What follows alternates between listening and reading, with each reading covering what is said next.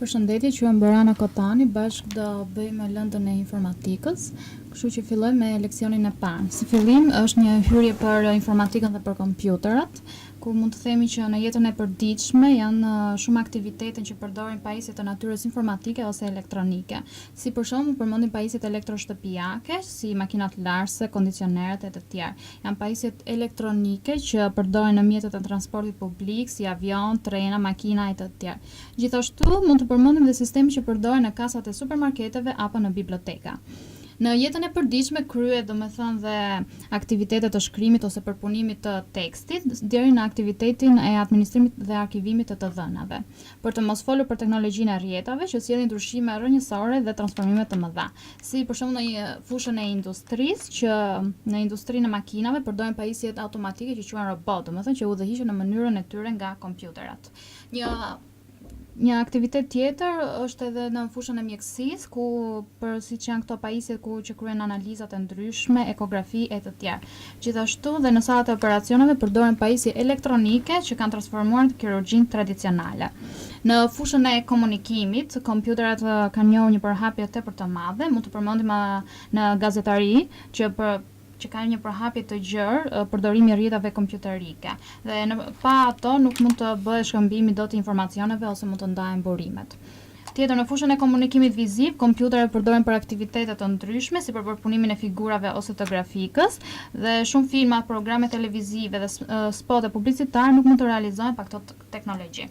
Kompjuterat po luajnë një rol të rëndësishëm dhe në komunikimin midis njerëzve që gjeten në të katërta anët e botës, sidomos nëpërmjet rrjetave telematike. Në fushën e studimeve dhe kërkimeve shkencore nëpërmjet rrjetit të internetit, mijëra qendra kërkimore dhe universitete bëjnë të mundur komunikimin midis tyre. Këto rrjeta në fillim lidhin vetëm qendrat e kërkimit dhe të universitetet, por sot këto rrjeta lidhin dhe ente të ndryshme si bibliotekat, bankat e të dhënave, ente publike, organizatat private e të tjerë.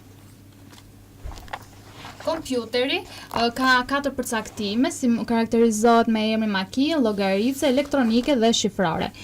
Makinë është bashkësia, familja ku bën pjesë, pra është një makinë. Llogarica që tregon qëllimin për të cilën është realizuar kjo makinë. Elektronike tregon teknologjia që është aplikuar për ndërtimin e kësaj kompjuteri, e kësaj makine, dhe shifrore që tregon se çfarë manipulon kjo makinë llogarica. Por mund të themi që ideja e ndërtimit të një makine do të lehtësonte në kryerjen e llogaritjeve voluminoze si dhe të hershme, dhe është afirmuar se historia e makinave për llogaritë kanë filluar domethënë me instrumentin më antik për kalkulime rreth në vitin 1600. Më pas është sofistikuar dhe u deshën gati 100 vjet që zhvillimi i elektronikës të lejonte realizimin në praktikë të kompjuterit. Gjithashtu në 1947 u ndërtua kompjuteri i parë me llampa elektronike. Qëllimi i kompjuterit nuk është thjesht kryerja e llogaritjeve, por si dhe regjistrimi dhe përpunimi i informacionit. Cilësojmë që kompjuteri nuk ka pavarësi dhe iniciativë në veprimet që ai kryen, por ai zbaton me përpikmëri ato që i urdhëron njeriu. Avantazhi i përdorimit të kompjuterit qëndron në saktësinë e rezultateve dhe në shpejtësinë shumë të madhe të gjetjes së tyre. Avantazhe të tjera është rezervimi, shpejtësia, besueshmëria dhe kontrolli. Rezervimi është që kompjuterat mund të rezervojnë dhe të gjejnë me shpejtësi sasi të mëdha informacioni. Shpejtësia është kompjuteri mund të përpunojë të dhëna me shpejtësi shumë të madhe. Besueshmëria, kompjuteri është makinë, pra ndryshe nga njeriu, ai nuk lodhet apo bën gabime. Dhe kontrolli është pasi programon një herë, kompjuterat mund të veprojnë automatikisht me mbikëqyrje minimale. Për informatikën, janë disa përcaktime për informatikën. Ajo është shkenca përpunimit automatik të informacionit, dhe termi informatik vjen nga dy terma, informacion dhe automatik. Dy pjesët përbërëse të informatikës është hardware dhe software. Hardware përfaqëson anën materiale të kompjuterit, kurse software pjesën logjike, programet që vëjnë në shfrytëzim kompjuterin. Por software është edhe bashkësia e programeve të ekzekutueshëm, dhe programet mund të jenë të regjistruar në diskje, në shirita magnetik e të tjerë. Software mund të klasifikohet si software bazë dhe software aplikativ. Software bazë ose sistem që mund të quhet kanë detyrë të bëjë të mundur përdorimin e kompjuterit, kurse software aplikativ orientohen drejt zgjidhjes së problemeve specifike. Një program aplikimi është program i cili mundson kryerjen e një detyre nga kompjuter, si kalkulimi, shtypja në letër e të tjerë. Një program sistemi është program që ndihmon në kontrollin e operacioneve të kompjuterit, si për shembull në zgjidhjen dhe kontrollin e pajisjeve të hyrjeve dhe të daljeve.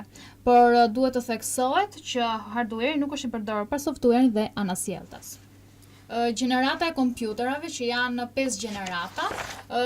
Gjenerata e parë që fillon në vitin 1944 me 1959, që janë përdorur llampat elektronike, që shpejtësia e tyre është disa mijë deri në disa dhjetra mijë veprime në sekond. Gjenerata e dytë në rreth vitit 1960-1964, ku përdorën tranzistor në vend të llampave elektronike dhe shpejtësia e tyre ishte disa dhjetra mijë deri në disa qindra mijë veprime në sekond. Gjenerata e tretë rreth 1964-1975, që u përdorën qarqet e integruar me shkallë të lartë, integriteti. Gjenerata e katërt 1975 deri tani. Karakteristike është shkalla e lartë tepër e lartë e integriteti, që u përdorën mikroprocesorët dhe shpejtësia shkon nga disa dhjetra milion deri në disa qindra milion veprime në sekond. Dhe gjenerata e 5 që janë vitet 90 e në vazhdim. Kompjuterat e kësaj gjenerate bazohen në kombinimin e disa teknologjive të avancuar si shkallë integriteti ekstremisht të lartë, proceset paralele, inteligjencë artificiale e të tjerë.